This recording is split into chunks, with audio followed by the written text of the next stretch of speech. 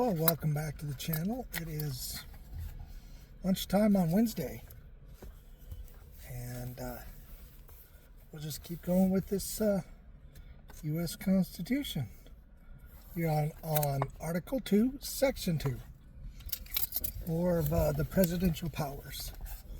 So Section 2, Subsection 1, the President shall be Commander-in-Chief of the Army and Navy of the United States and of the militia of the several states. Now, it doesn't say Marines and Air Force because they weren't around when the Constitution was written back in 1700s.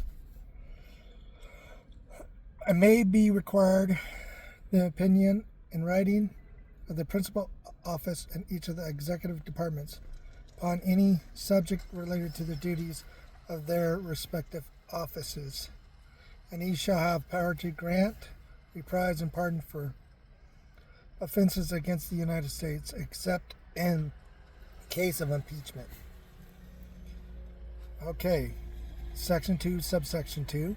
He shall, the President, shall have the power by and with the advice and consent of the Senate to make treaties, provide 2/3 of the Senate, present, concur, and he shall nominate and by and with the advice and consent of the Senate shall appoint ambassadors, other public ministers, and consuls, judges of the Supreme Court, and all the officers of the United States whose appointments are not herein otherwise provided for and which shall be established by law.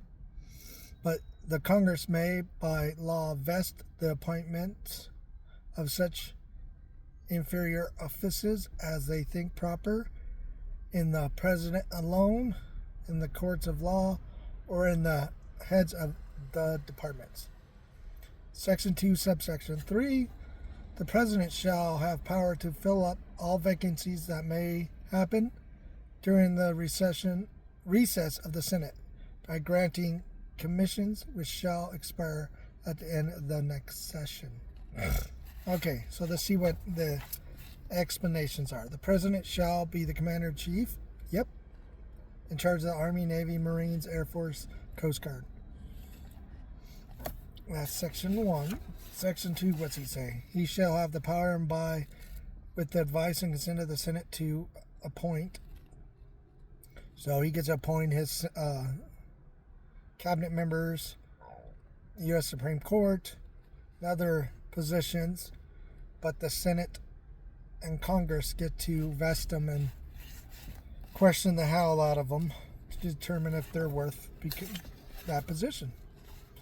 And subsection 3, the President shall have the power to fill up all vacancies that may happen during the recess of the Senate.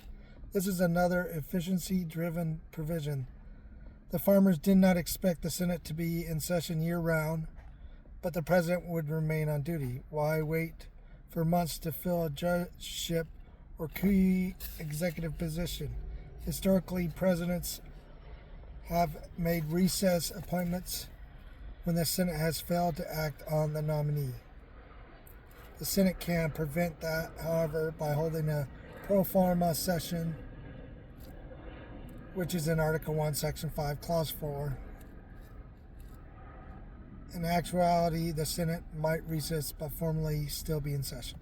It's just saying that the President can appoint somebody and go around Senate, but it doesn't happen very often, and the Senate still has the power to try to stop it anyway. So that was the United States Constitution, Article 2, Section 2. So if you have any questions or comments, please make your post. Until next time, keep reading, keep learning, and God bless.